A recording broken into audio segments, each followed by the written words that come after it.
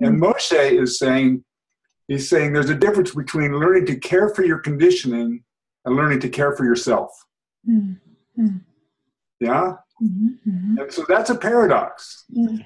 Because the students in the training program are seeking, they set up the note-taking process. Now, you haven't gotten there yet. But they set up the note-taking process, and Moshe basically says to them, you want these notes in order so that you can have something at the end of the course by which you'll be able to establish a sense of value for yourself. Yeah? And he's trying to teach people how to care for themselves. And the very process of awareness to movement is built to care for yourself rather than care for what you've historically done, which is to try.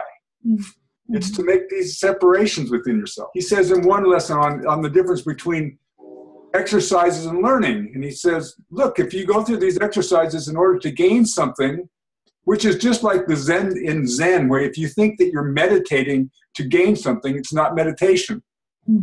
If you're going through these processes to gain an outcome, then the outcome will be gone within 5 minutes after you leave the class. If you actually learn to be in the process, and this process is this process by which through the prefrontal cortex, you're paying attention to discrimination of what's taking place in the sensory-motor cortex.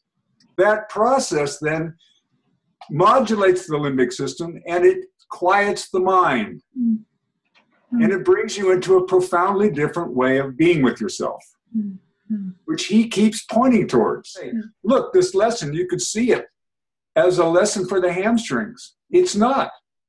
I'm teaching this lesson so that you'll experience yourself in a way that you've never experienced yourself, so that you can actually have a tone that's outside of the historic way that your muscular habit has hidden your history. And he keeps doing this.